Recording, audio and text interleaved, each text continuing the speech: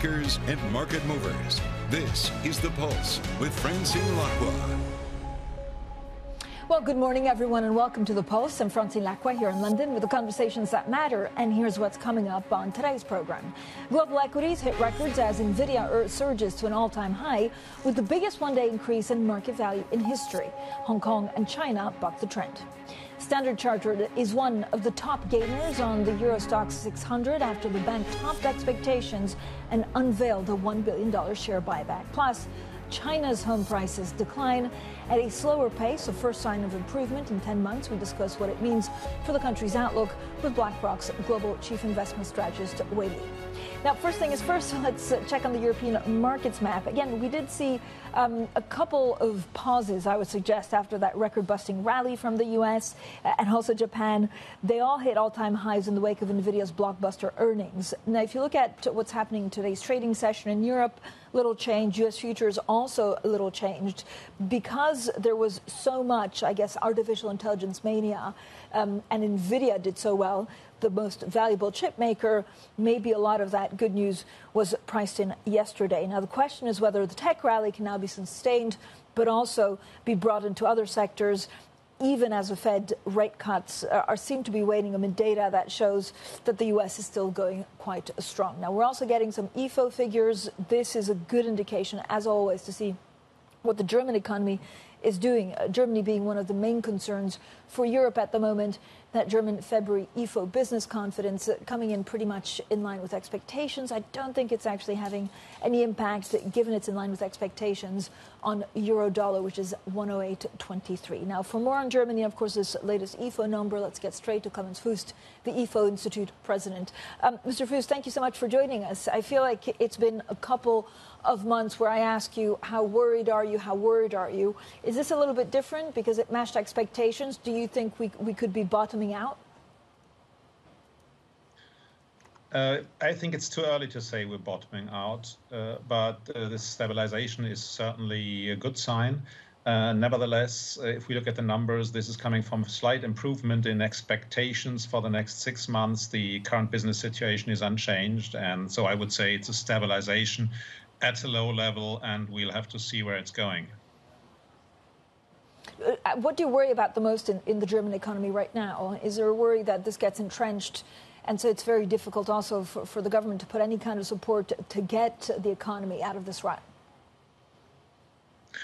There are two areas, really, where there's reason to worry. One is manufacturing. So we really see a further decline in manufacturing, in production. Companies are telling us orders are falling, and this is in particular in the production of investment goods.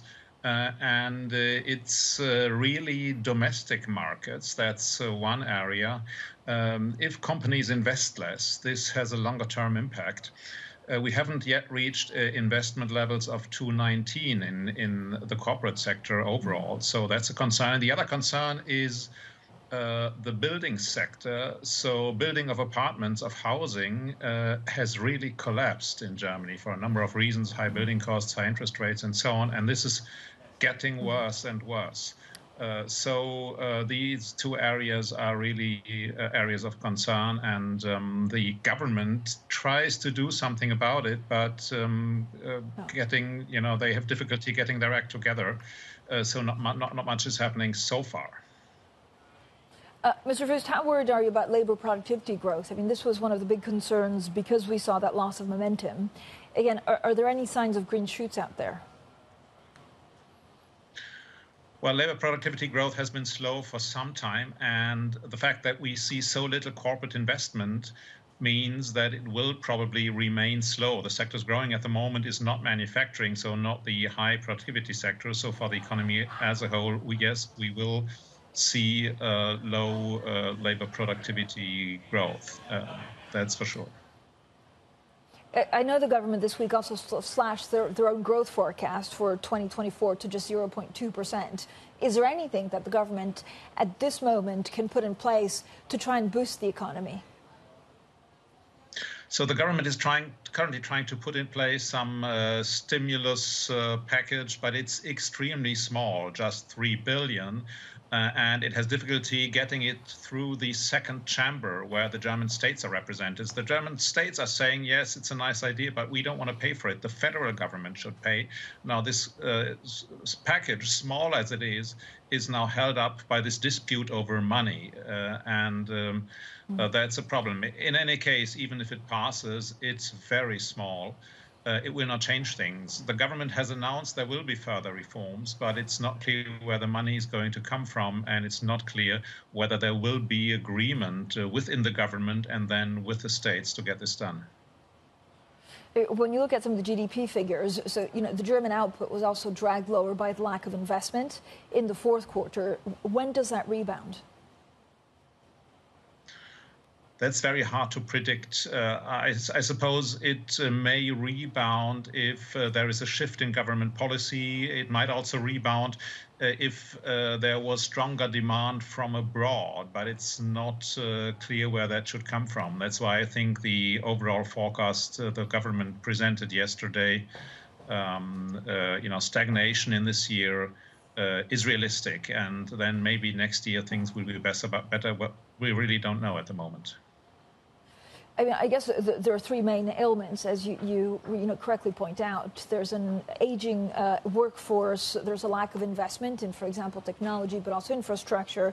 And there's also, this excessive bureaucracy. Will that be dealt with? And again, is there a problem of timeline that even if some of, I guess, the hard pills to swallow are put in place, it still takes 12 months, 18 months, if not longer, for that to have an impact?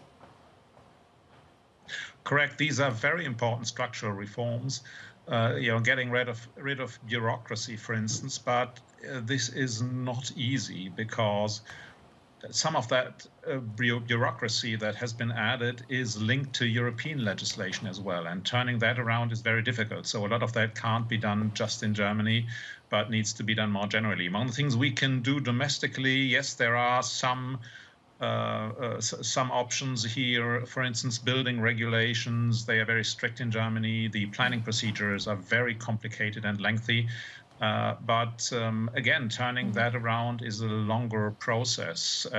At least the government has promised to do something about it, but to what extent that can be implemented is difficult. Also here, the federal structure is again important. So the states and the federal government need to work together. How much relief would a rate cut by the ECB bring to the German economy? It would help. We expect it to come sometime in the summer, and it would certainly help construction. So it would change things at least a little bit. At the same time, the impact, would be maybe felt, but not so large, because something that's holding back construction investment at the moment is uncertainty about future regulations, in particular related to energy saving, climate protection. There was a lot of confusion about the heating regulation in Germany, the regulation for heating for buildings. And a lot of investors are saying now, we don't know what this government will produce in terms of future regulations, so we hold back our investment, and that cannot be addressed through rate cuts. Thank you so much for your time today. That was, of course, Clemens Fuest, the IFO Institute President, on a pretty robust conversation on the way forward for the German economy. Now, Nvidia rose the most in about 9 months after the chip maker delivered another eye-popping sales forecast, adding fresh momentum to a stock rally that already made it the world's most valuable chip maker. Now, shares of the chip maker jumped 16% on Thursday, adding about $277 billion in market cap, bringing its total market value to about $2 trillion. And you can see pre-market gaining some 2.3%. Now, the other story is Intuitive Machines surging some 71% after the spacecraft landed on the moon. Now, this craft became the first private space vessel to actually land intact on the lunar surface. It marks the first return to the moon since 1972 for the U.S. The mission aims to provide NASA a close-up of the South Pole region and its systems. Coming up, we'll be discussing space, but also the prospects for a rate cut by the ECB as EU finance ministers and other officials meet in Ghent. This is Bloomberg.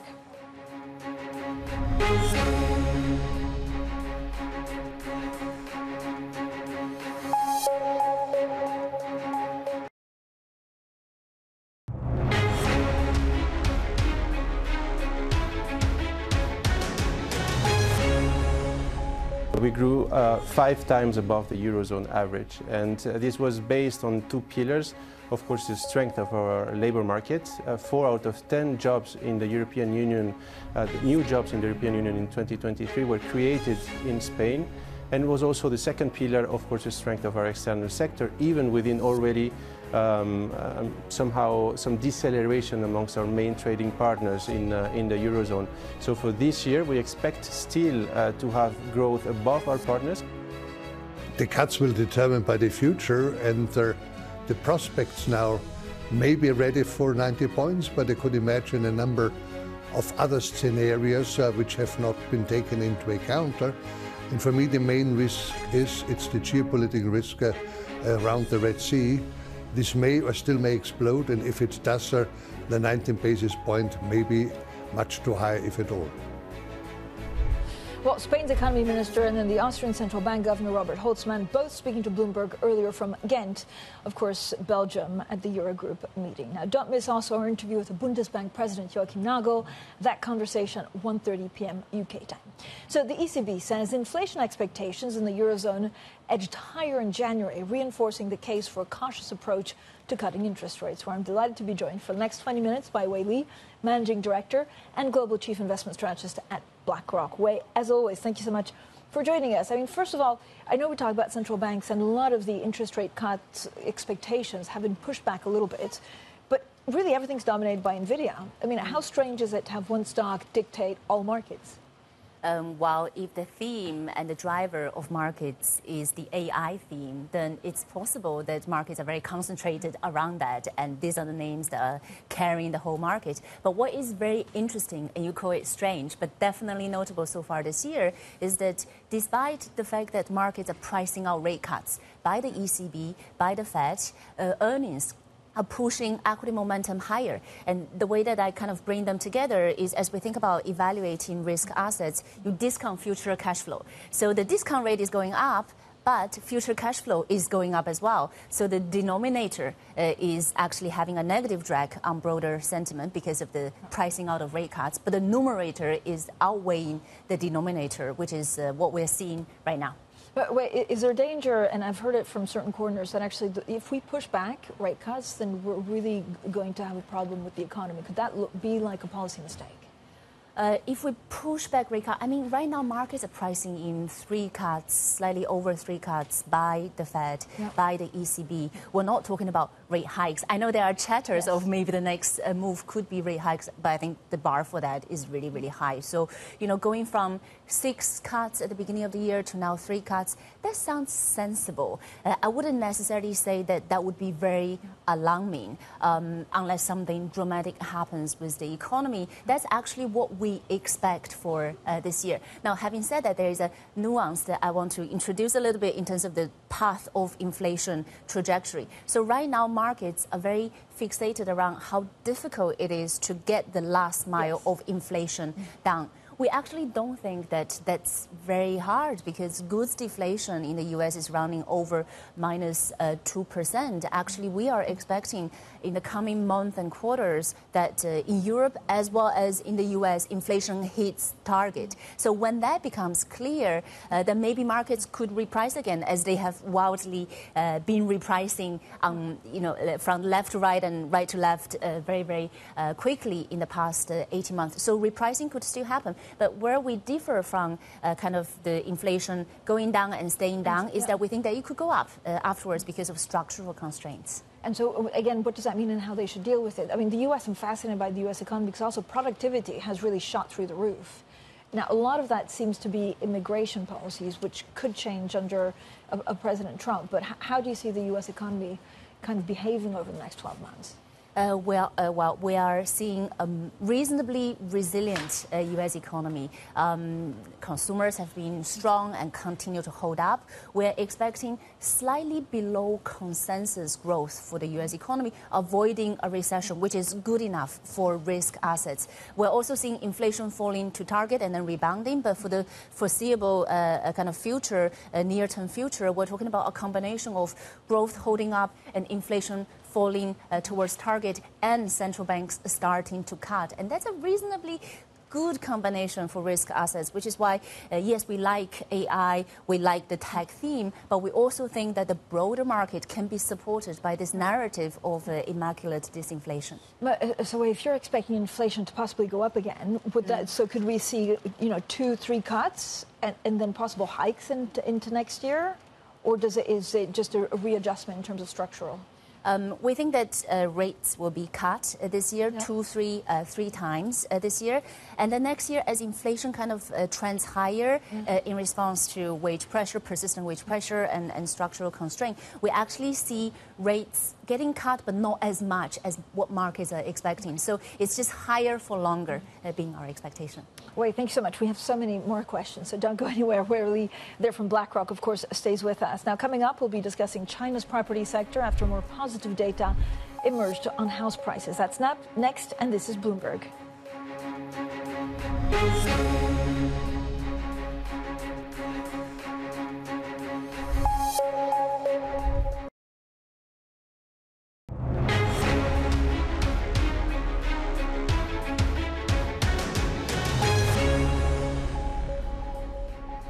So Chinese house prices for both new and existing units fell at a slower pace in January. It's the first signs of improvement in 10 months as efforts intensified to combat the property crisis. Now let's bring in Bloomberg's senior China reporter, James Mager, in Beijing. James, thank you for joining us. Does it mean that some of the policies put in place are starting to work? I don't think that's what this is showing. If you look at the numbers and you look under the hood, yes, the fall slowed for new homes and for second homes, but the total amount of sales in January was the weakest in any month since the start of 2021. And actually more cities saw their prices falling. So 69 cities out of the 70 cities in the survey had seen house prices, secondary house prices falling. Now it's 70, so every city in the survey now has the secondary market. These house prices are falling.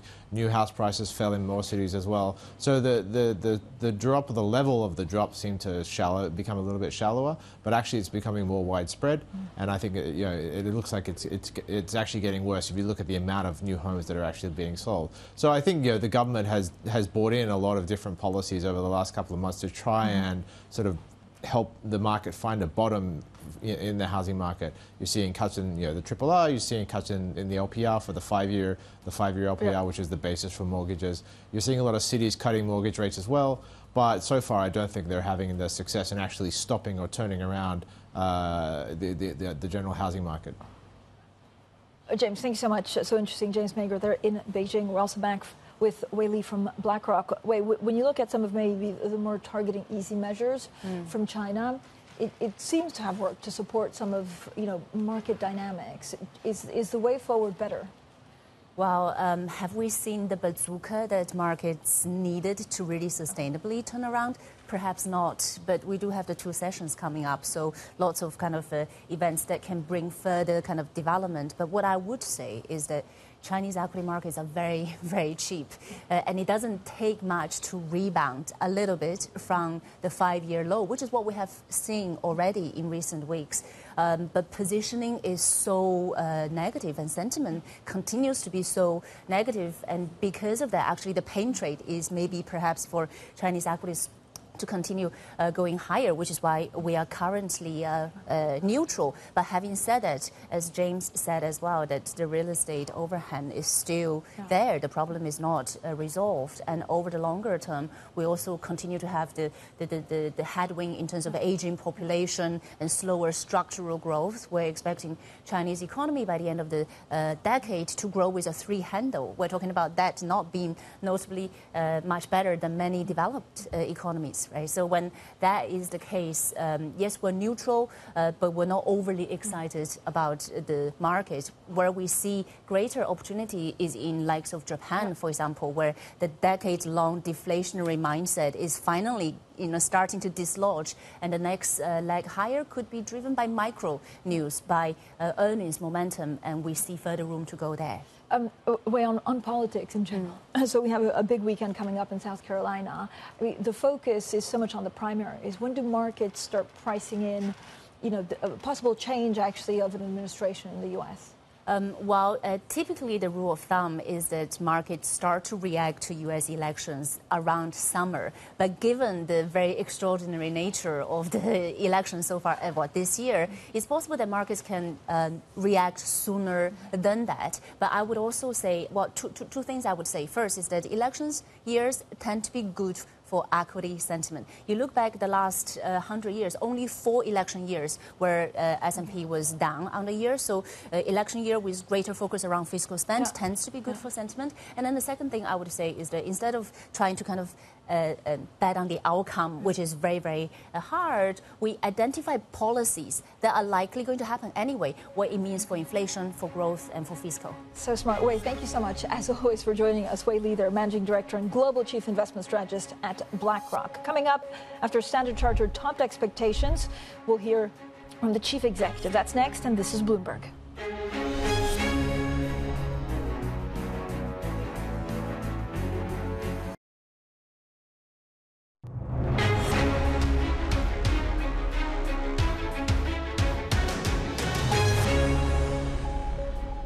Now, global equities hit records as Nvidia surges to an all-time high with the biggest one-day increase in market value in history, keeps rising in pre-market trading. Hong Kong and China bucked the trend.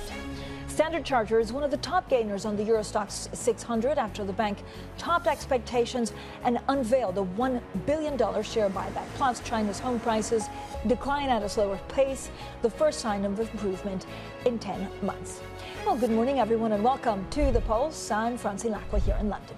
So shares of Standard Chartered surging after the EM-focused lender announced a fresh $1 billion buyback and fourth quarter profit beat estimates. Now, speaking to Bloomberg earlier, the chief executive, Bill Winters, told us he's not happy with the current share price. He also outlined the bank's efforts to improve return and reduce complexity.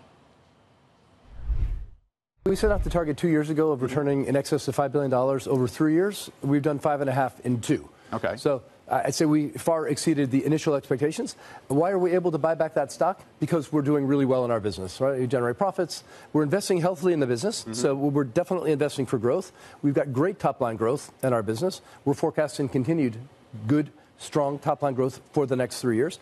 We've got good control of expenses. We've had very low loan impairments. You know what that means? That means we generate equity, which we can invest in the business and then give a chunk back to shareholders. So we've extended our guidance to say, beyond the 5 that we said 2 years ago, we're going to do 5 from here. And that's. It sounds like you want to be topping that 5. It's the target, but you hope to top it. If we can outperform the relatively strong guidance that we've given to the market, which we've done in the past, then, of course, there's more to go. Okay. But we'll also be looking for ways to continue to drive that growth. Some investors will say, look, we still need that ambition. Price to book, you're trading at 0.4%. The stock is down about 40%. It's up in the session today. It was down about 40% since 2015. That there needs to be a more comprehensive plan to extract value from this business. Yeah, I mean, it is down. We're not happy with the share price at all. And I think we ask ourselves the question all the time. Why? Well, why does the market not recognize what we see in terms of the value of this business? And I think part of that is that there is a sense that it's hard to get things done in Standard Chartered. And this Fit for Growth program is going to tackle that head on. There's a sense that our cost base is high relative to our income. Now, obviously, there's 2 ways to deal with that. One is to get the income up, which we've done quite successfully. We'll continue to do that. And the other is to make sure that the cost grows slower. So we've guided to positive jaws. So income growth faster than cost growth in each of the next 3 years. That's a key component of our strategy. Of course, we're going to maintain the discipline that's had us generating credit losses and impairments that are much lower than our historical average and lower than our peers, which also gives us capacity to invest now in that business.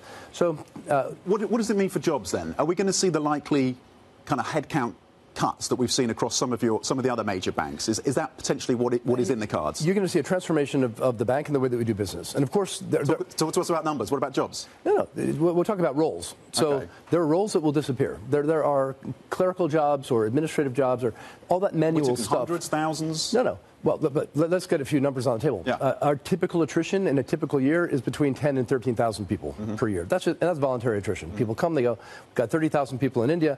People cycle through Kuala Lumpur, Tianjin, Guangzhou, etc. So that's most of what we would have in terms of transformation. We can handle through natural attrition.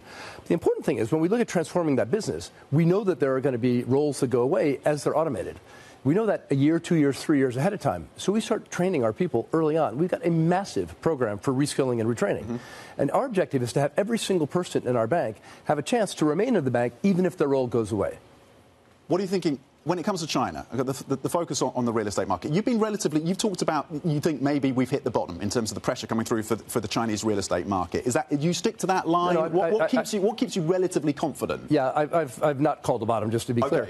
I think we've seen now several quarters of stability, but that's with a consistent level of stimulus that has just kept it from falling. So, look, we've got 88% coverage on our at-risk Chinese commercial real estate portfolio. Right? So, I mean, we've written it off.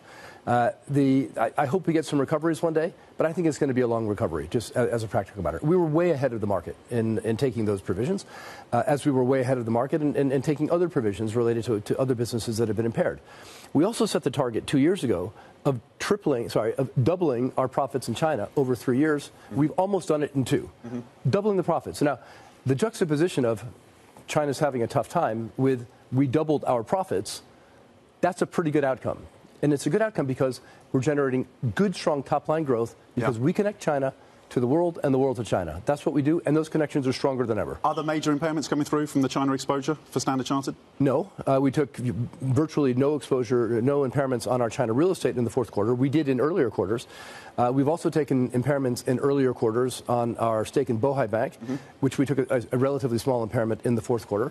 This is a kind of a mechanical calculation, value in use. We're properly provided. Commercial real estate, of course, in focus as well in the West, in Europe, in the US. Do you see opportunities there, given the valuation drops? Yeah, there could be. I mean, we're not going to be heroes in the commercial real estate market, but we're relatively underweight commercial real estate. We're relatively underweight leveraged finance, 2 areas that have been hit quite hard on the back of higher interest rates.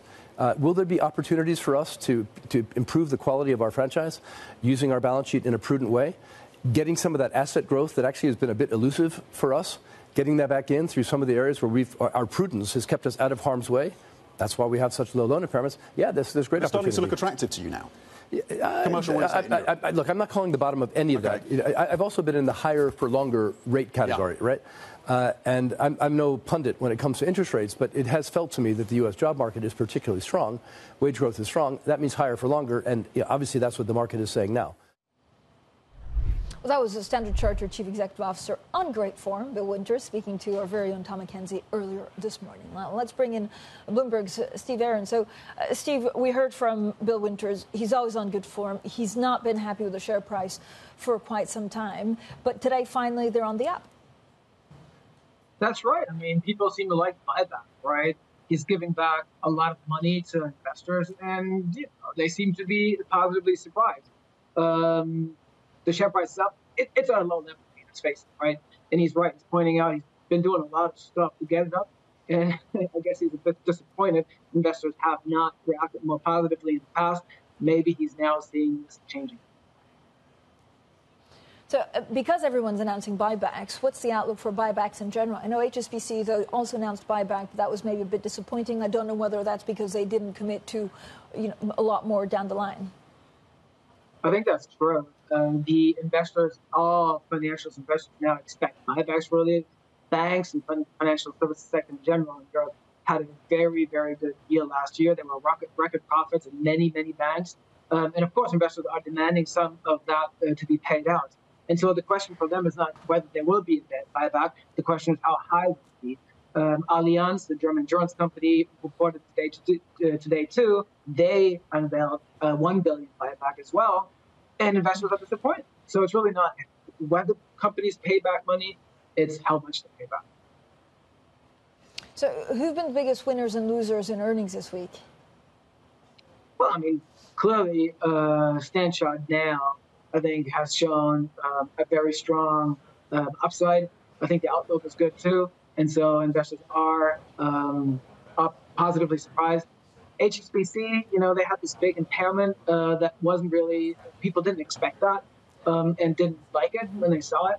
So I think these two are comparing, that's a strong comparison. We also had Barclays, which unveiled investment banking sort of revamp of the whole bank, really. And we're going to have to see how that plays out. So, Steve, Allianz also says it plans to buy back up to €1 billion of shares after reporting a 17% jump in fourth quarter operating profit. Now, the chief financial officer of Europe's biggest insurer also spoke to us earlier. We have announced a 1 billion share buyback, which is building on the 1.5 billion share buyback we did already in 2023. So all of that is demonstrating, first of all, the confidence I was mentioning before, but as well, definitely, we have a long history within the Allianz Group of having very rigorous capital management. So we will continue doing that definitely in the future. We also, and that's also quite strong, if you look at our numbers, we have 162 billion of total business volume, which has been growing this year again, and we definitely have a focus on growth as well. Well, that was Claire-Marie Coste-Lepoutre, the Allianz Chief Financial Officer, speaking to us a little bit earlier about their fourth quarter profit jump. We're back with Steve Arons. So Allianz, Steve, also plans a new buyback. What more can you tell us about that? Yeah, exactly. So they're planning one too. Investors were disappointed. And maybe one reason for that is, as the CFO just said, that they actually paid back more last year, even though now they reported a record profit. So investors are asking, why aren't you giving us more money? It's also interesting that the CFO said in the interview that they're actually going to switch probably, or at least would prefer to switch to regular buyback announcements. So far, the announcements have come sort of periodically and have been sometimes a surprise for investors. So I think Allianz is trying to improve communications here with the market to make sure a disappointment like today doesn't happen. So interesting. Thank you so much. Our Steve Arons there looking at the banks in Europe. Now, coming up, a show of support for Ukraine 2 years on from Russia's invasion. We'll be looking at the state of the conflict next, and this is Bloomberg.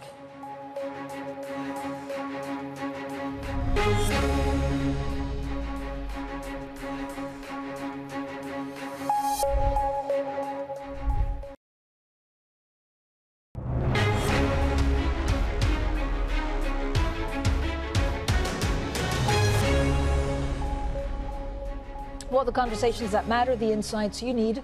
This is The Pulse, and I'm Francine Lacqua here in London. Now, tomorrow marks 2 years since Moscow's invasion of Ukraine. The U.S. is set to impose new sanctions on more than 500 people and entities linked to Vladimir Putin's war machine in a bid to squeeze Russia's economy. Well, Bloomberg's Samuel Etienne has more on the current state of the conflict. 2 years on since Russia launched its widespread invasion of Ukraine, the UN has recorded over 6.3 million refugees, with over 3.7 million people internally displaced. But there hasn't been much movement in terms of territory gained and lost. The land operation has not delivered long-term success, in contrast to naval efforts in the Black Sea, where Kiev has managed to unlock part of the sea route for exports.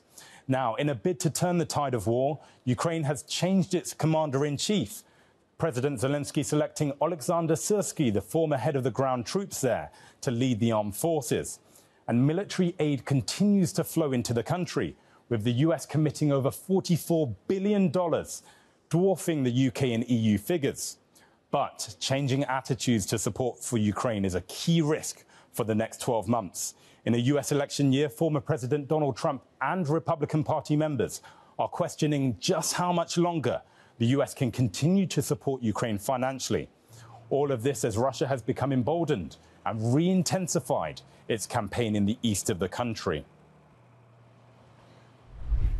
Well, that was our very own Samuel Etienne reporting there on the conflict. Now, with the war heading into its third year, there's been a flurry of support for Ukraine. The G7 is set to call on Russia to completely and unconditionally withdraw its military forces from Ukraine. We're now joined by Bloomberg's MEA News Director, Rosalind Matheson. Ros, thank you for joining us. I don't know, I mean, is there a flurry of support, or is this just talk instead of sending them money and weapons which they need? Well, it's that rhetorical statements that we're seeing from the G7, the Group of Seven, which is the US, Europe, Japan and Canada. These are nations that have generally been strong backers of Ukraine throughout over the past 2 years, and certainly supporting them through money, through military aid, and also through this broad kind of statement of support. So what we're seeing is that. What we're not seeing, of course, is the unlocking of major aid for Ukraine, particularly from the US. Even as this is happening, there's still $60 billion, which is locked up in Congress, and Ukraine says they need that money because they're running out of weapons, they're running out of ammunition. You can see that playing out now in the conflict on the ground, and they're saying, this rhetorical support is important, of course, and the feeling that they're not alone in this, but they are kind of alone unless they get the money that they need. It was also the first victory for Russia. I don't know whether you think it's a small victory, or whether it's actually telling.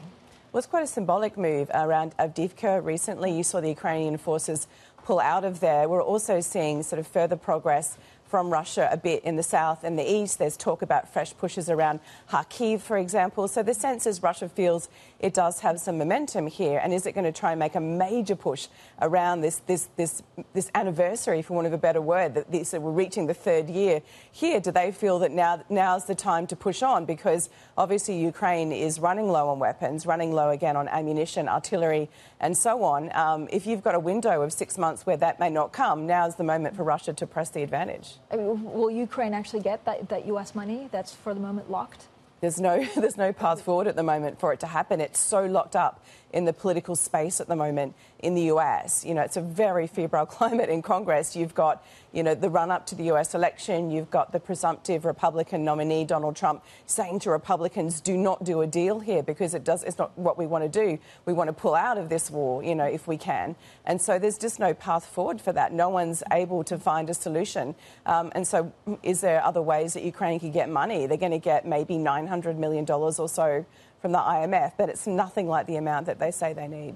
So, Roz, two possibilities. Let's assume that you were looking at, a Trump-Biden rematch. Let's say Biden stays in the White House.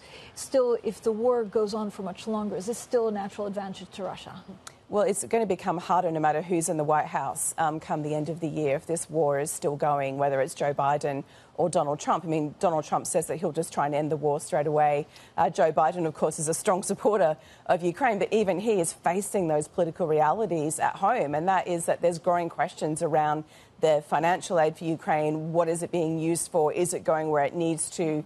Is there a point where you have to have those conversations about Ukraine sitting down at the negotiating table or looking to negotiate some kind of solution with Russia? That's only going to grow louder no matter who's in the White House. But is there any doubt in your mind that actually if we have Trump in the White House, then he's going to be more friendly with Vladimir Putin, and his potential, negotiation is actually giving some sovereignty or giving territories to Putin, Ukraine territories? Well, he just simply says that he thinks he can end the war immediately, so he'll get Russia and Ukraine somehow at the table and a solution with that. And that really equates to is Ukraine agreeing to cede that territory. Right. And, in the instant of getting a solution is just to say that the amount of land that Russia has taken, which is not insignificant in the east, the south, the industrial heartland of Ukraine, that Russia may as well just keep it at this point. I mean, that seems to be Donald Trump's solution. Whether Vladimir Putin would want to negotiate is also a question. Does he feel that he should just push on regardless? But that seems to be where the conversation is heading. Is there some kind of negotiated outcome?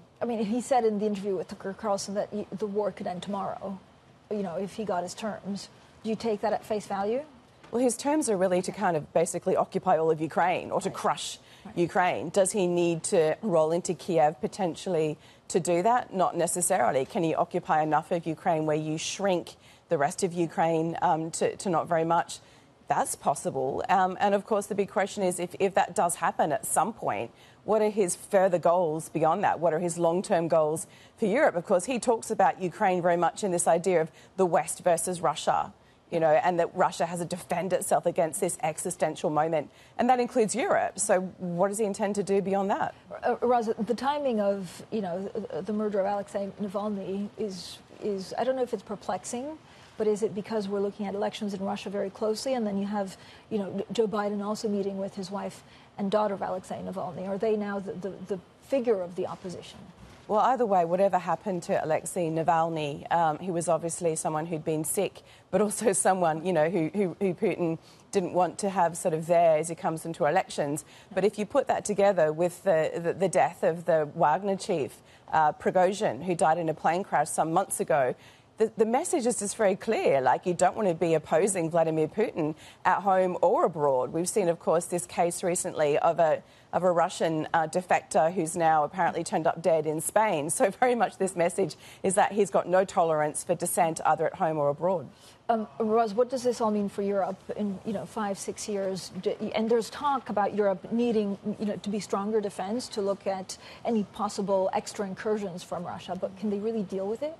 Well, that's the question. I mean, Europe's talking a lot about this idea of 5 to 8 years, that by then Vladimir Putin will have rebuilt his army to the point. Of course, he's taken heavy losses in Ukraine, so he'll be back at the point where if he wanted to, he might be in a position to strike further into Europe. And that's the real concern that particularly the Baltic states, states in Eastern Europe have. Whether he'd actually do that, it's very, very hard to tell. But the question then, is Europe ready? Because Europe stopped spending on defence. They really cut their defence spending for many years. Now they're suddenly trying to catch up, but they've got a long way to go. Ros, thank you so much. Ros Matheson there, of course, in charge of our news desk. Coming up, a historic feat. A private company makes the first U.S. moon landing in more than half a century. We'll have all the details, and this is Bloomberg.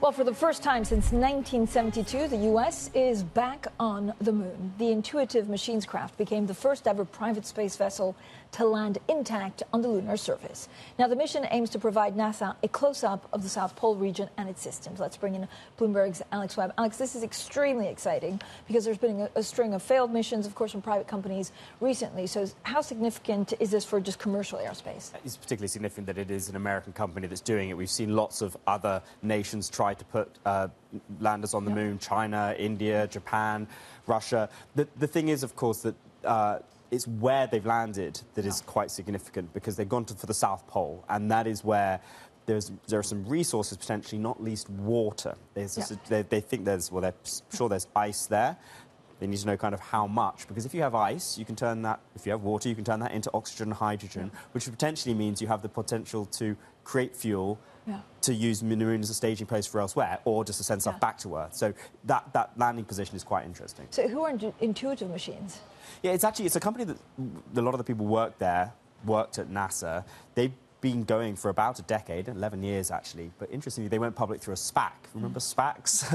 Vaguely. A lot of those SPACs were sort of, in inverted commas, moonshots. Well, this is an actual moonshot, and it looks as though, it's now going to be above its list price for the first time in about a year, going above $10, which is the price, of course, that all SPACs go public at. Seems to be benefiting from this. It's not been profitable yet, this company, which will not surprise you at all. But they do have a meaningful contract from NASA for this launch, $118 million it was, and now, of course, there are more launches coming down the pipe. It did launch on a SpaceX rocket, of course. It's just the probe itself that's made by Intuitive. I mean, it's taken 50 years to go back to the moon. Yeah, exactly. But, there's less of an impulse for it, right? The space race had some other motives as well. Yeah. It's also incredibly expensive. Something like 4% of the federal budget was used for the first moon landing. It's harder to justify that in the current context.